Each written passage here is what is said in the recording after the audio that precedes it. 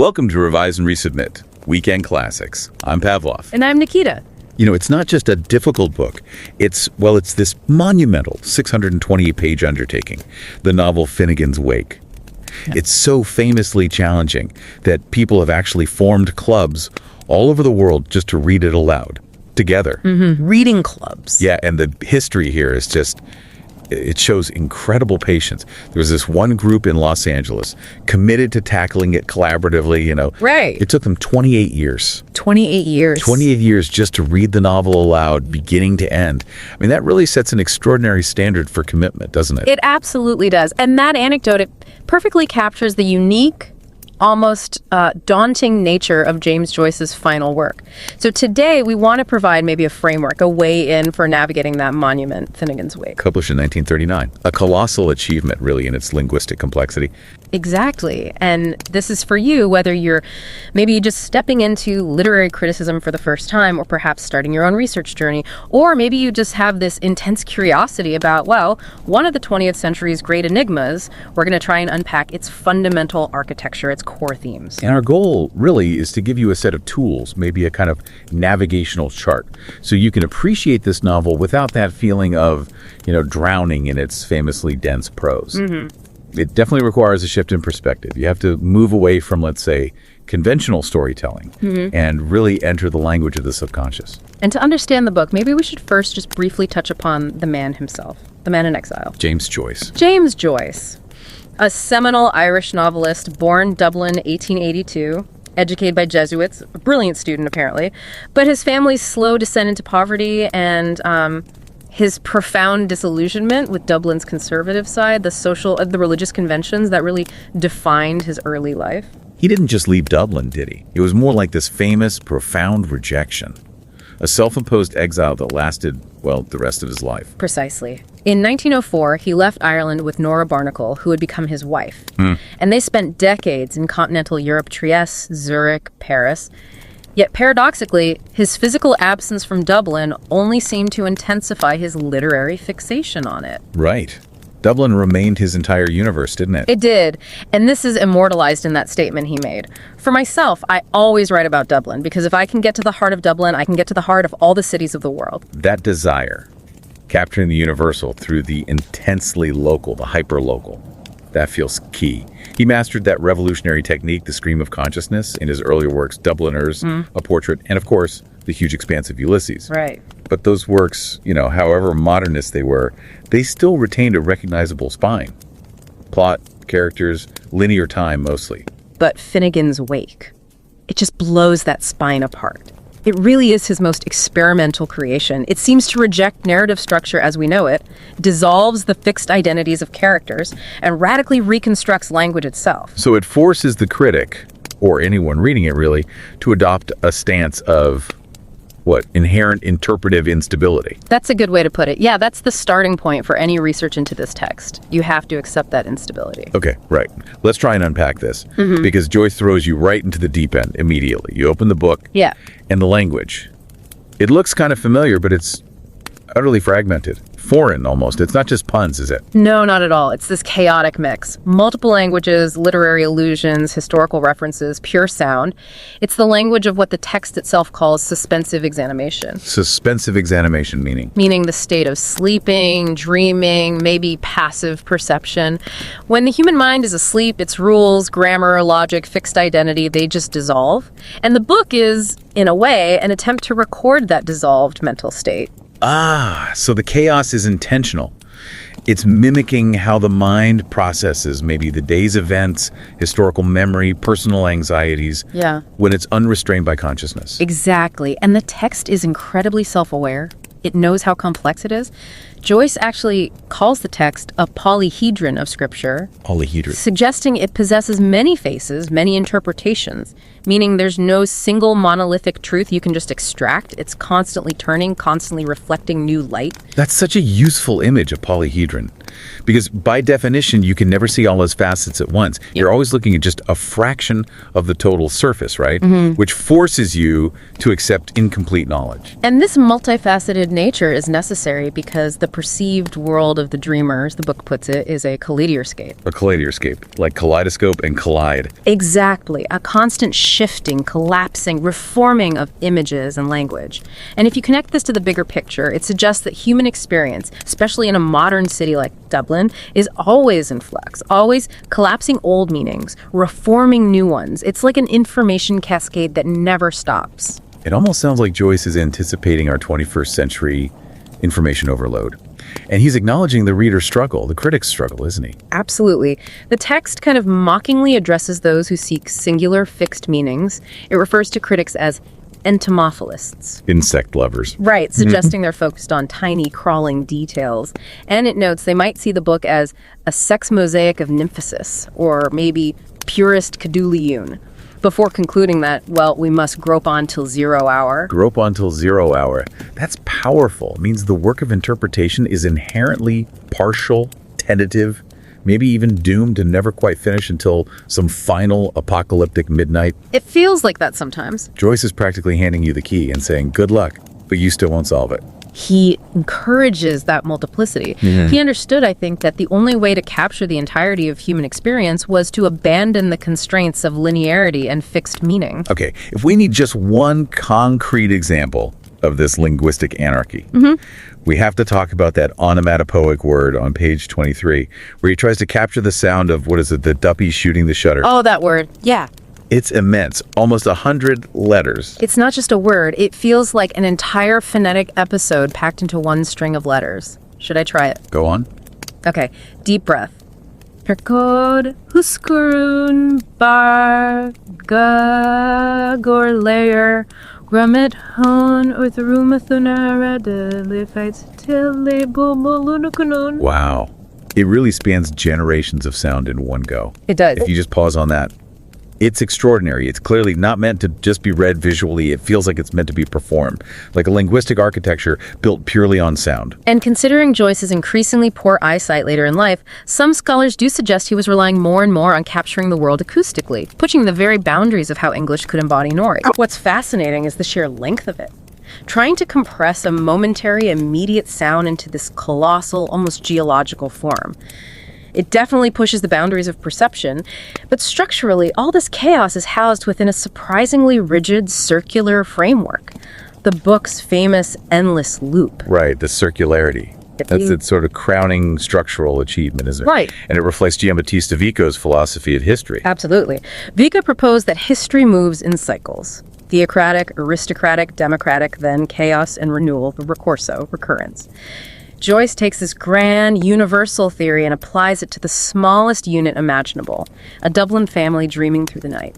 And the book starts mid-sentence. And ends mid-sentence. The end literally leads you back to the beginning. That last sentence is famously incomplete, trailing off. Yeah. It basically forces the reader to jump right back to page 1. That structural loop reinforces the theme of recurrence perfectly. The cycle never truly breaks, it just begins again.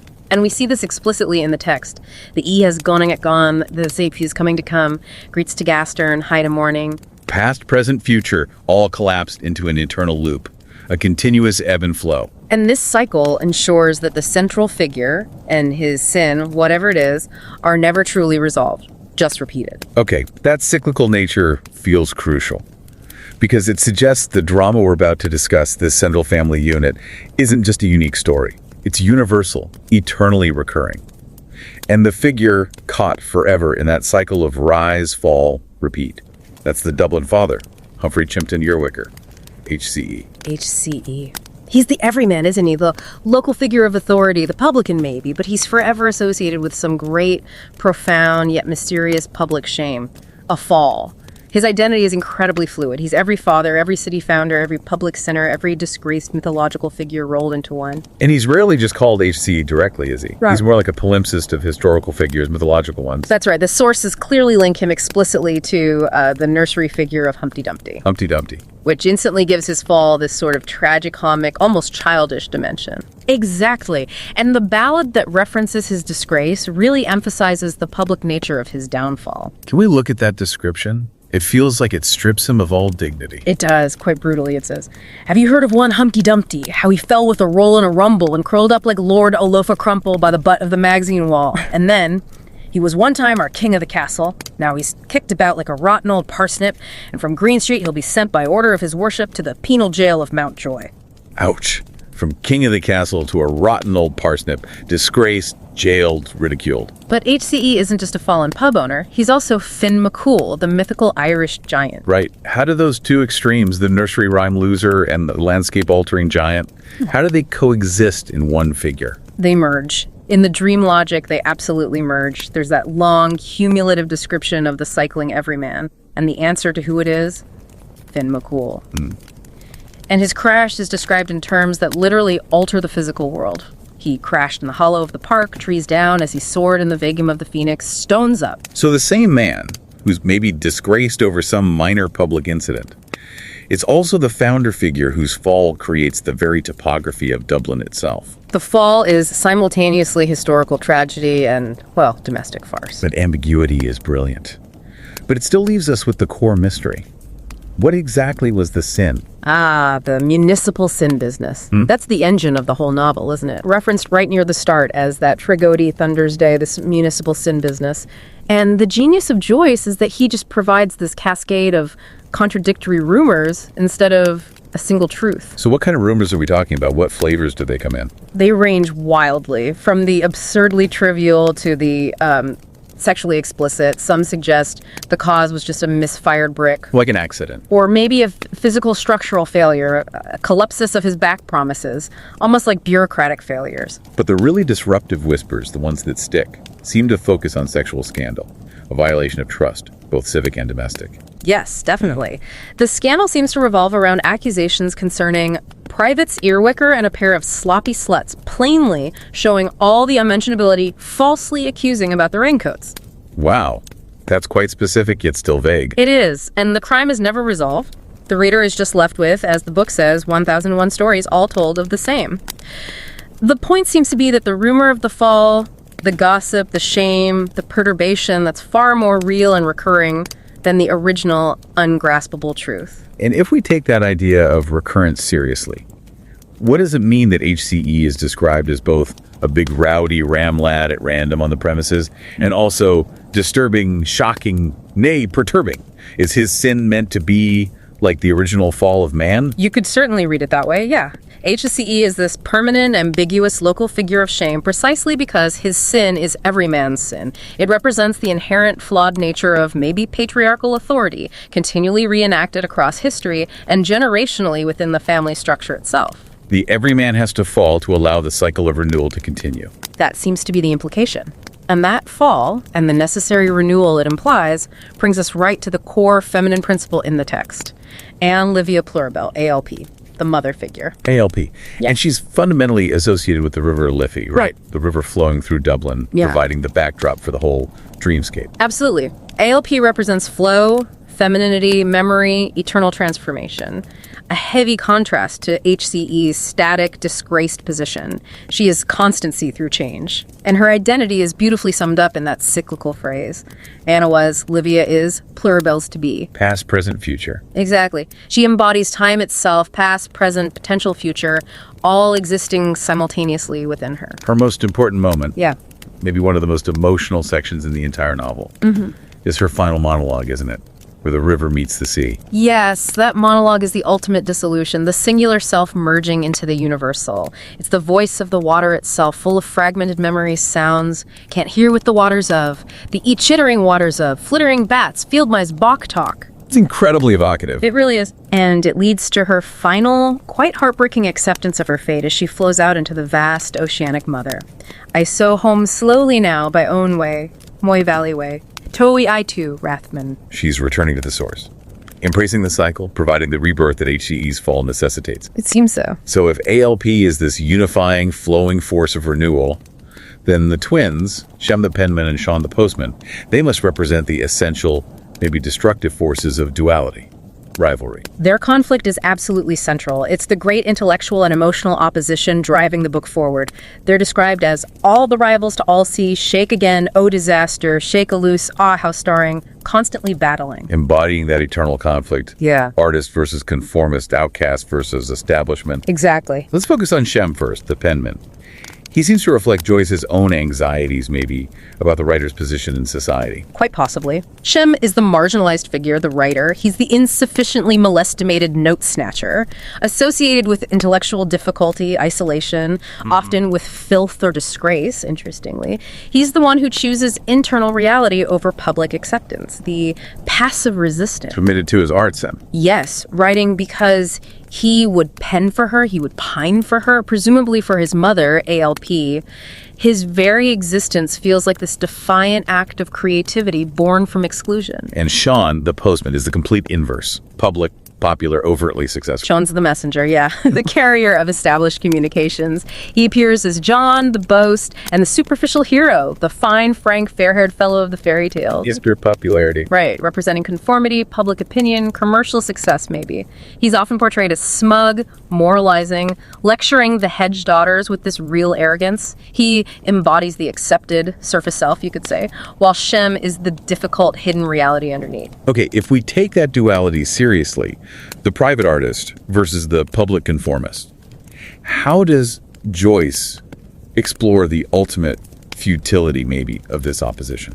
Well, he uses that famous vignette, the Mooksy and the Gripes. Pages 153 to 158, right? That's the one. It's a fantastic little allegory for their rivalry, a narrative within the narrative showing how ideological conflict just dissolves into absurdity. So who are these characters, the Mooks and the Gripes, in the grand scheme? Well, the Mooksy seems to be the dogmatic figure. He's called a dogmad aconite, suggesting a rigid preacher, maybe a pope-like authority, representing the official accepted system. And the Gripes. The Gripes is the local, earthy, skeptical figure, a doubly boused Catholic, representing the native, perhaps anti-clerical Dublin sensibility. So they're the twins again. Shem and Sean arguing philosophy. Essentially, yes, and the content of their argument. It's profound yet ridiculous. They're debating fundamental philosophical concepts, time, space, scale. The Mooks promotes vastness, capacity, championing Los Angeles modernity expansion. And the Gripe. The Gripes insists on localized humility. He maintains, "My tumble, loudy bullocker is my own. My felicity is too fit in one stock end." He champions the small, the individual space. And what happens to this great polarized debate? Does anyone win? This is where the Viconian cycle, that recurrence, intrudes again. The argument is just interrupted, rendered meaningless, really. Both the Mooks and the Gripes are carried away by different feminine principles. Aquila Rapax and a woman to all important. And the landscape just grows dark, sinking into dusk unto dusk. So the message is? The ultimate message seems to be that these ideological battles, art versus commerce, dogma versus the localism, whatever, they're ultimately futile. They just dissolve back into the inevitable recurrence of darkness and the cycle of life. Which implies, for the critic or the reader, that the conflict itself is the point, maybe not the resolution. I think so. And Joyce explicitly states that the twins, whether they're called Shem and Sean or Dolph and Kev, are both as a duel of lentils. Like two peas in a pod, basically. Exactly. Their differences, however dramatic they seem, are ultimately identical within the dream logic.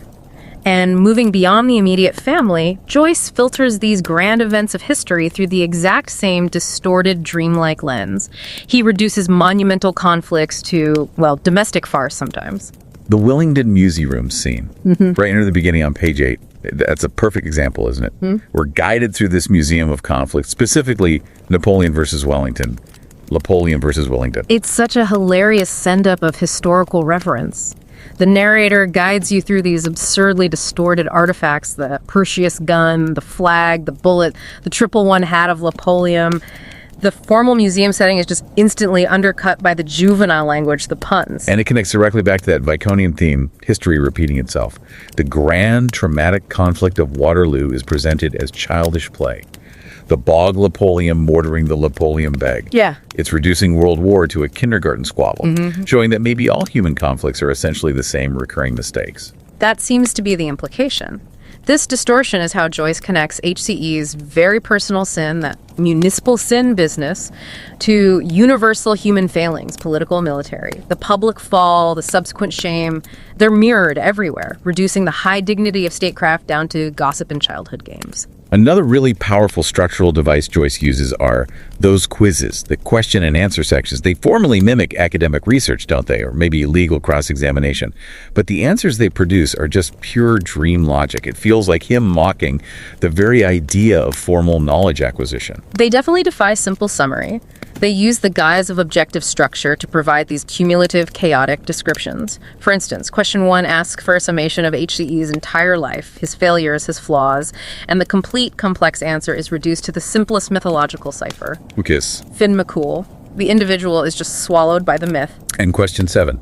That addresses the components of society, the doorboy, cleaner, soldier, crook, squeezer, all the people who are ruled, roped, duped, and driven.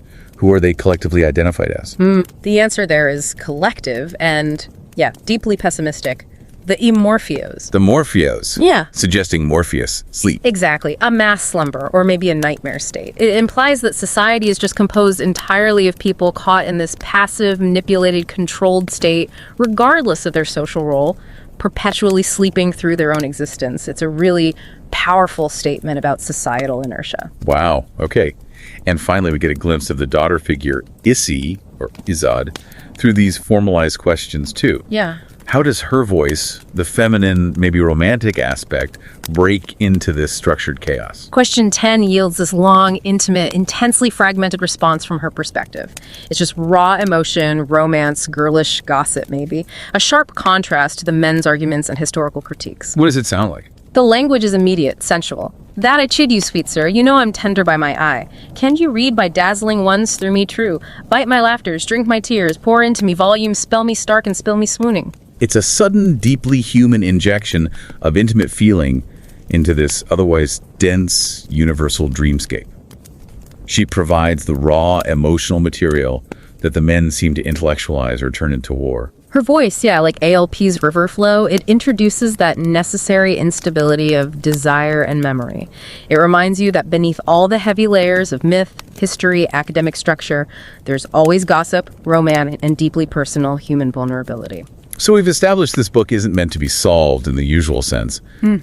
For the literary critic then, or the researcher just starting out, what's the value derived from all this deliberate ambiguity? Where do you even begin? The value, I think, lies precisely in accepting that the text is designed to resist singular traditional meaning.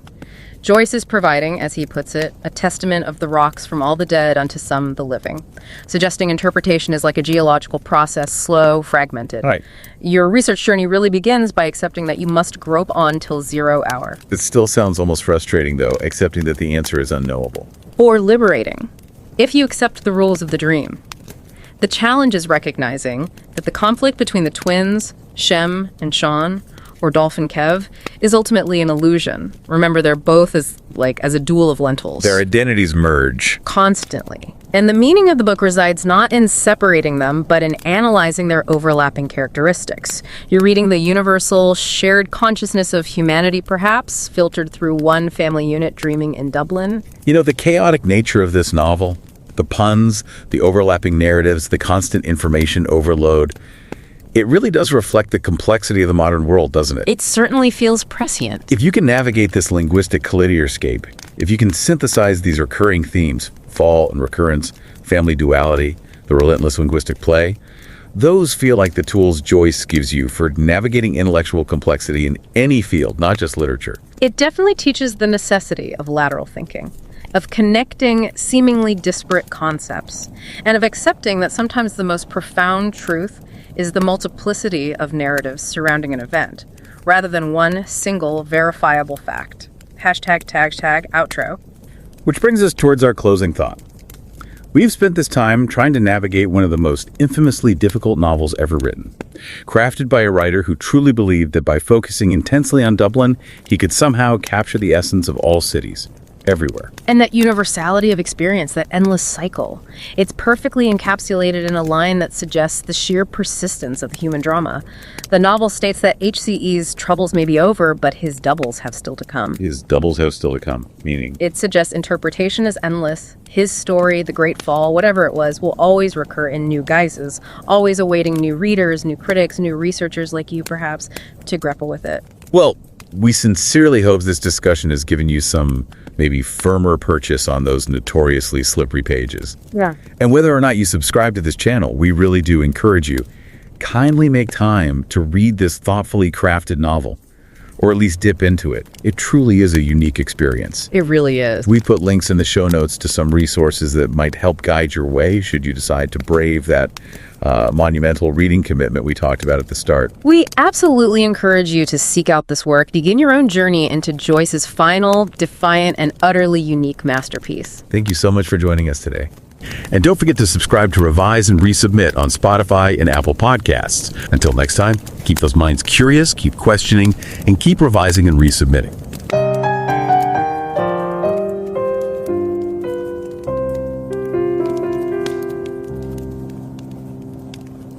Revise and রিসাবমিটের weekend classics পর্বে আপনাদের স্বাগত।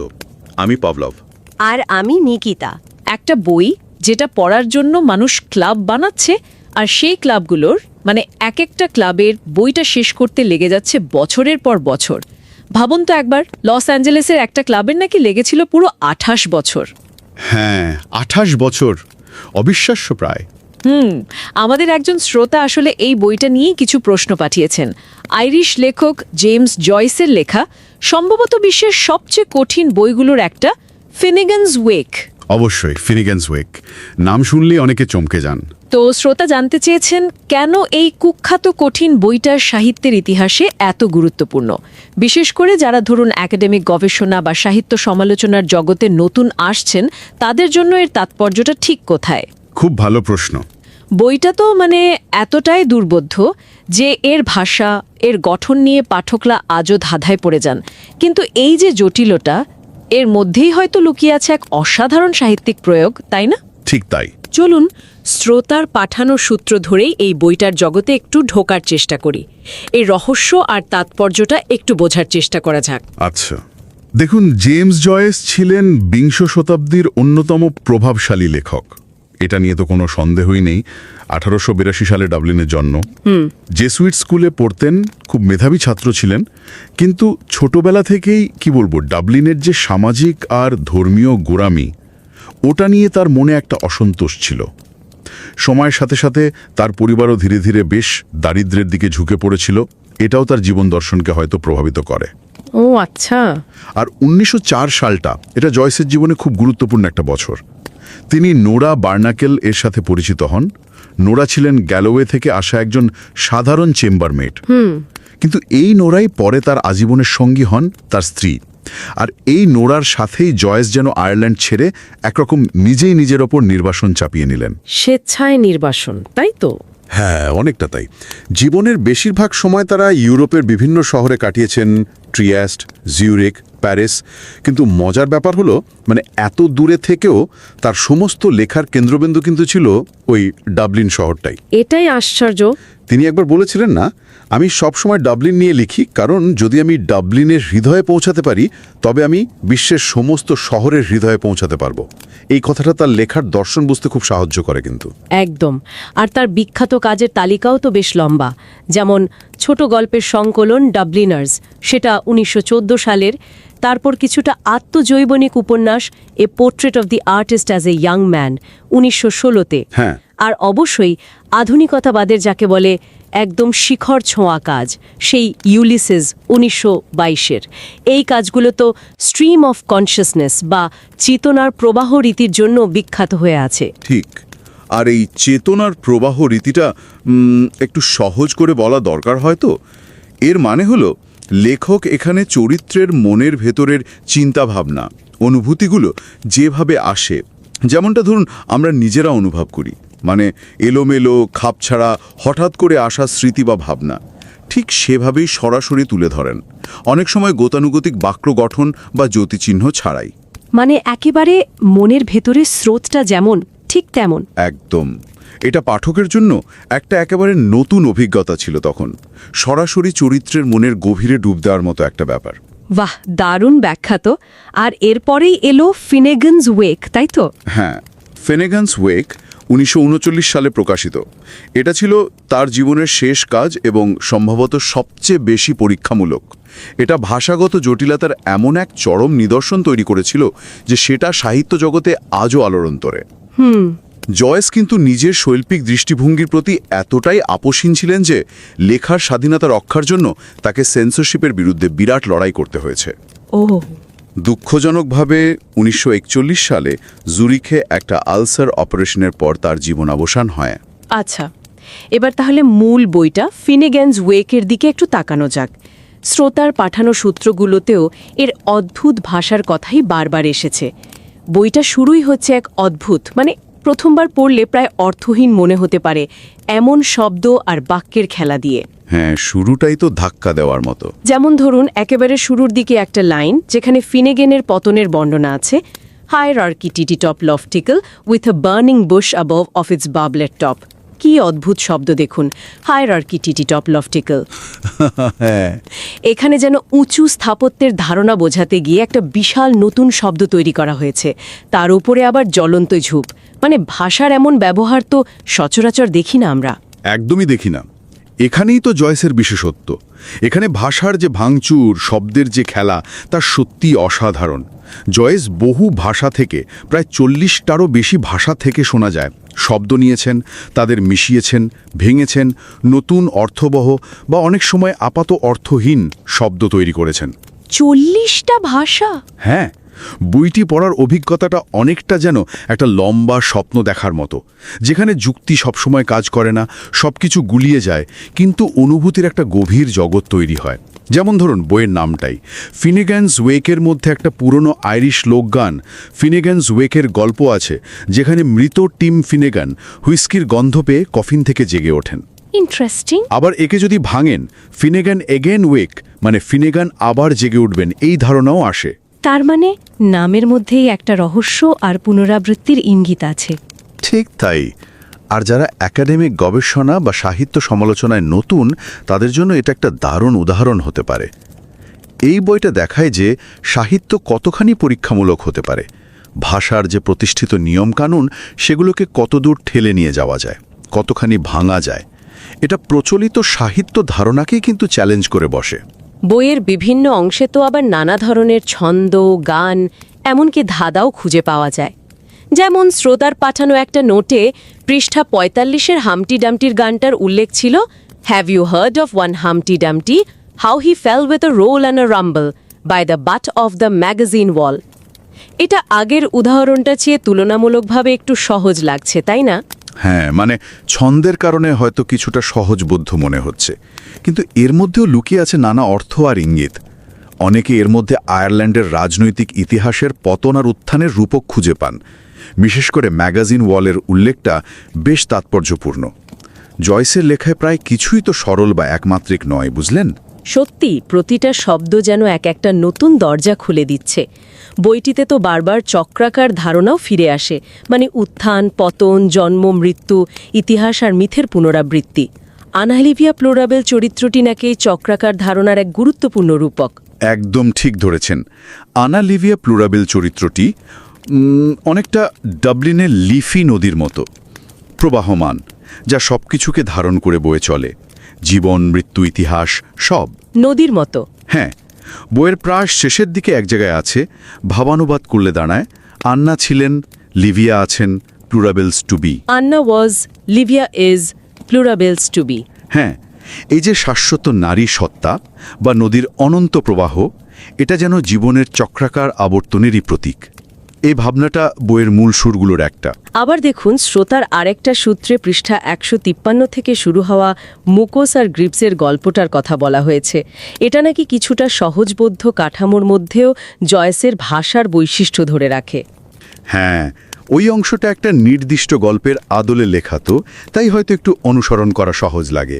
এখানে রূপকভাবে দুটো বিপরীত শক্তির দ্বন্দ্ব দেখানো হয়েছে। অনেকে মনে করেন এটা ক্যাথলিক পোপ, যাকে মুক্স বলা হচ্ছে, এবং তার প্রোটেস্ট্যান্ট প্রতিদ্বন্দ্বী বা অন্য কোনো বিপক্ষ শক্তি গ্রাইপসের মধ্যেকার বিতর্ক।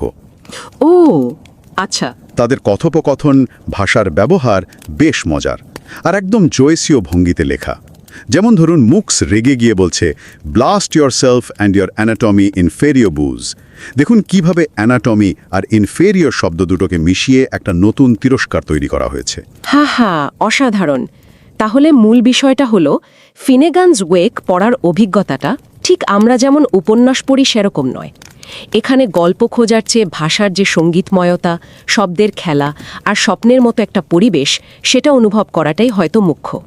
একদম।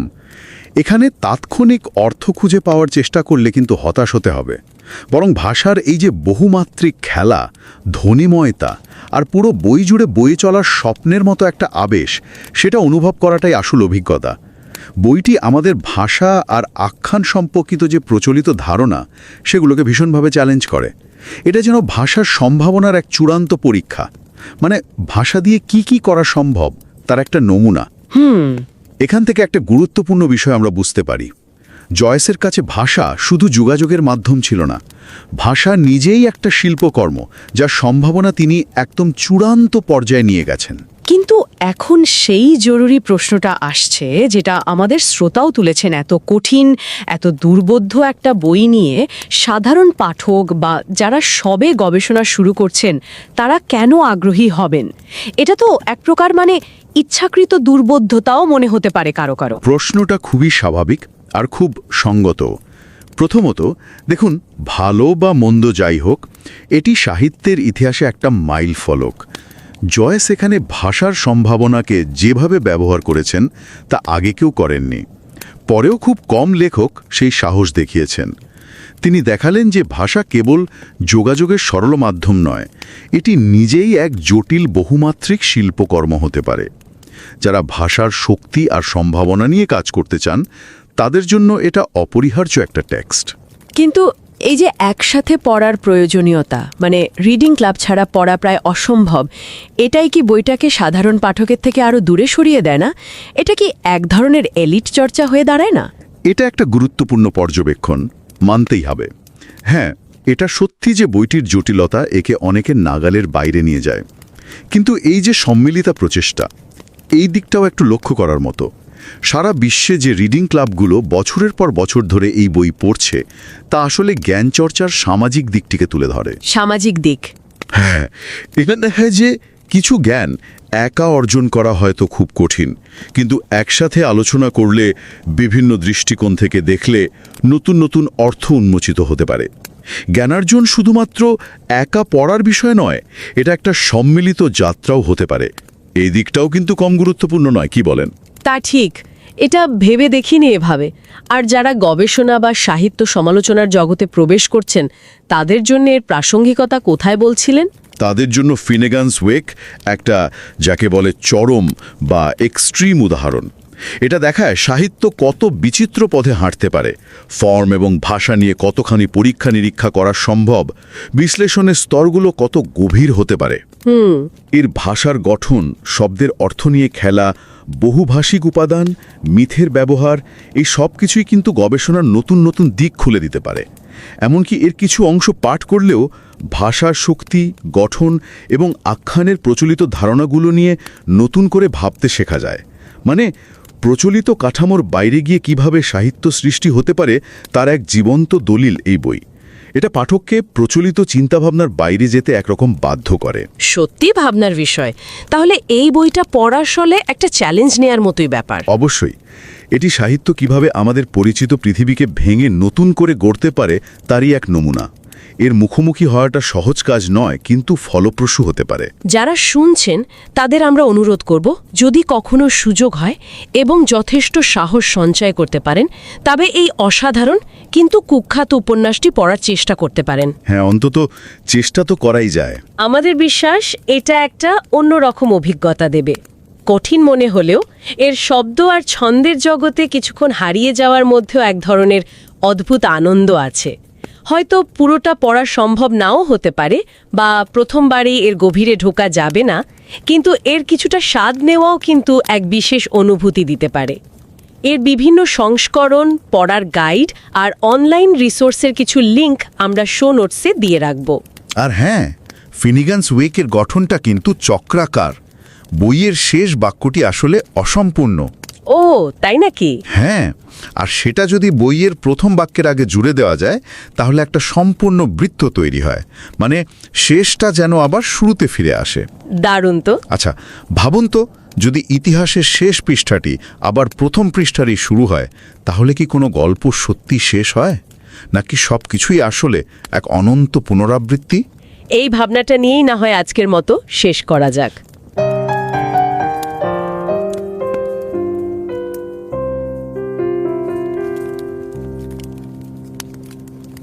नमस्कार और रिवाइज एंड रीसबमिट की वीकेंड क्लासिक्स एपिसोड में आपका स्वागत है। मैं हूं पाब्लो और मैं हूं निकिता। सोचिए, लॉस एंजलिस में एक पढ़ने वाला समूह था। उन्होंने एक उपन्यास को जोर जोर से पढ़कर पूरा करने में 28 साल लगा दिए, पूरे 28 साल। जी हाँ, और ये कोई मामूली उपन्यास नहीं था जिसके बारे में हम बात कर रहे हैं। आज हम आयरिश लेखक जेम्स जॉयस की लिखी फिनिगन्स वेक पर चर्चा कर रहे हैं। इसे अक्सर दुनिया की सबसे मुश्किल किताबों में गिना जाता है। मतलब इतनी मुश्किल कि लोग इसे समझने और साथ मिलकर पढ़ने के लिए दुनिया भर में समूह बनाते हैं। जैसा आपने बताया, लॉस एंजलिस वाले समूह को तो लगभग 3 दशक लग गए। ये तो अविश्वसनीय है। तो आखिर कौन थे जेम्स जॉयस, जिन्होंने ऐसी पहेली जैसी किताब लिख डाली? जेम्स जॉयस वो 20th सेंचुरी के बहुत ही प्रभावशाली आयरिश लेखकों में से एक थे। उनका जन्म 1882 में डबलिन में हुआ था।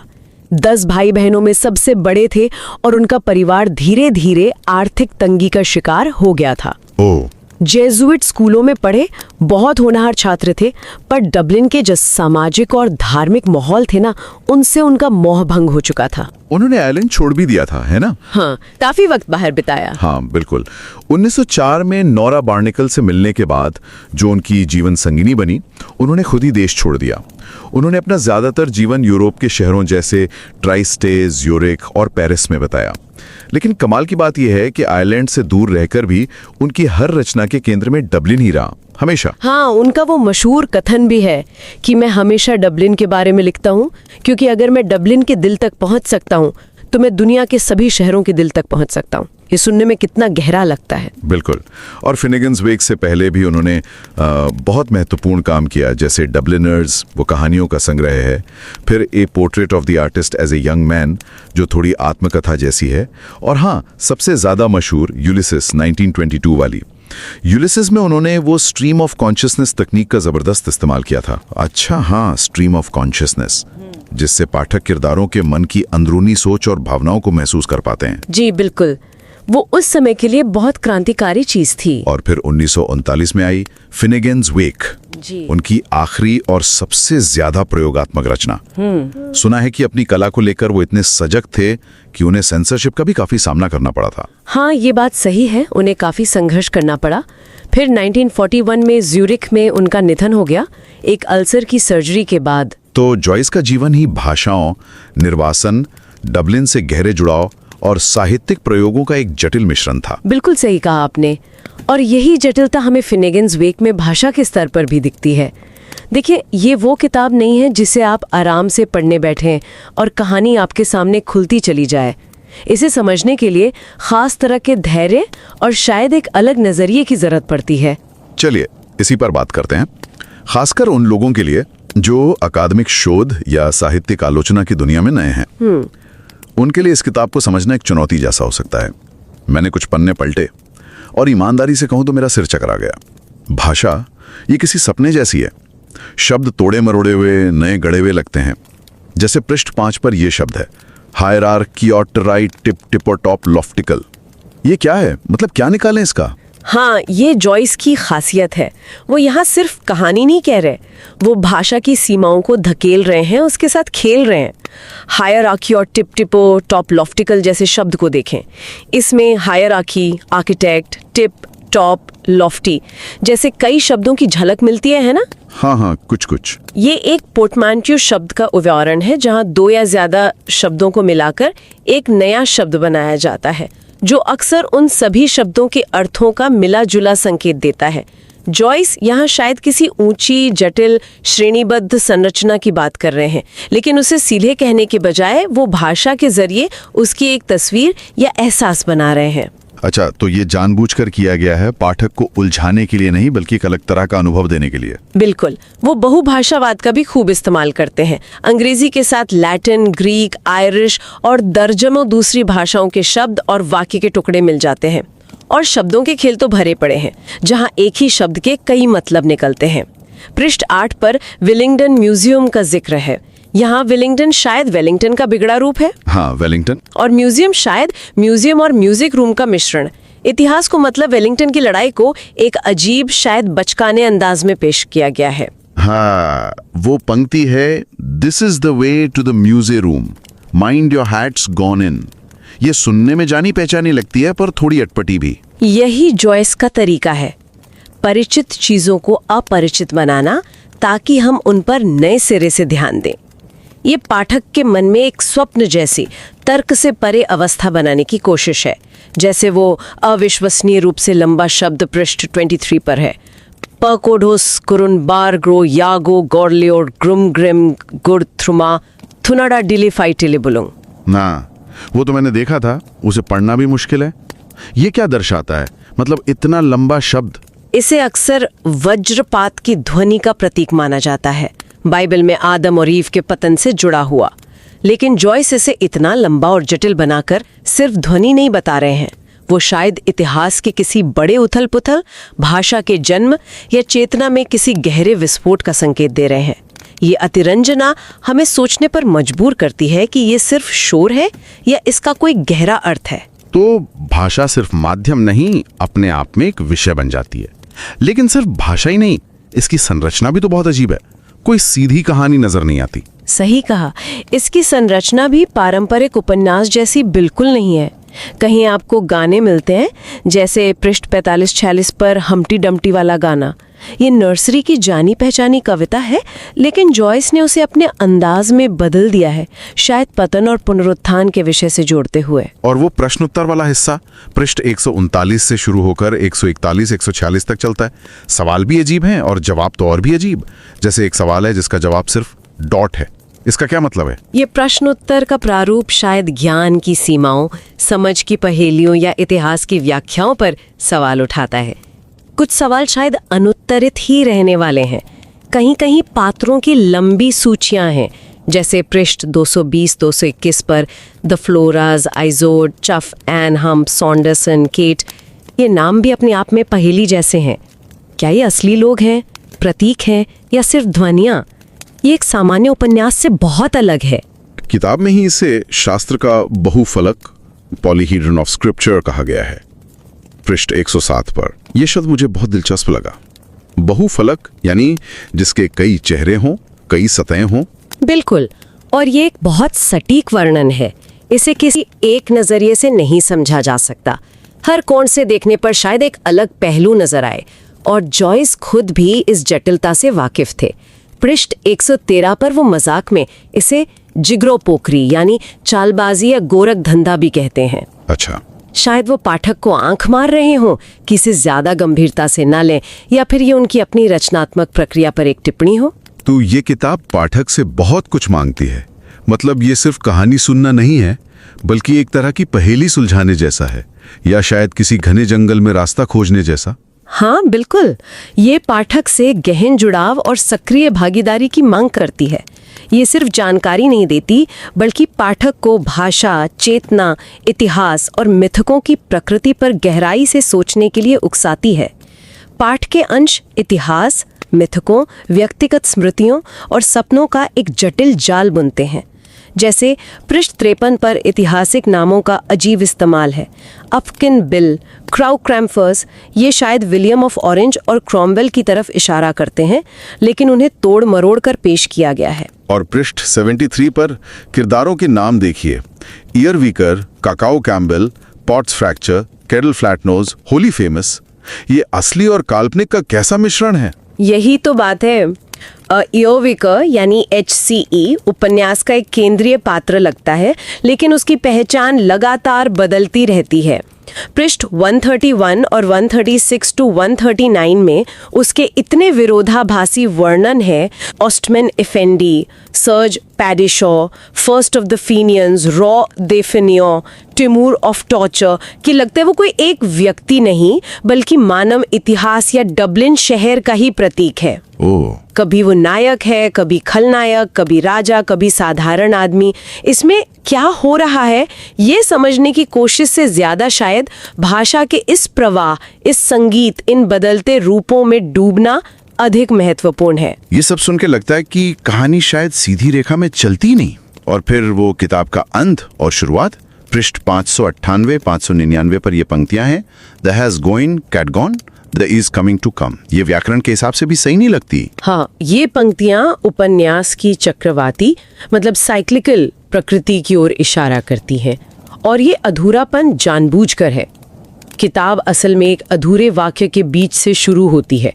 पृष्ठ 3 पर riverrun past Eve and Adam's, अच्छा, और एक अधूरे वाक्य पर ही खत्म होती है। पृष्ठ 628 पर a way, a lone, a last, a loved along the. और कहा जाता है कि आखिरी अधूरा वाक्य पहले अधूरे वाक्य से जुड़ जाता है। हाँ, यही सबसे प्रचलित व्याख्या है।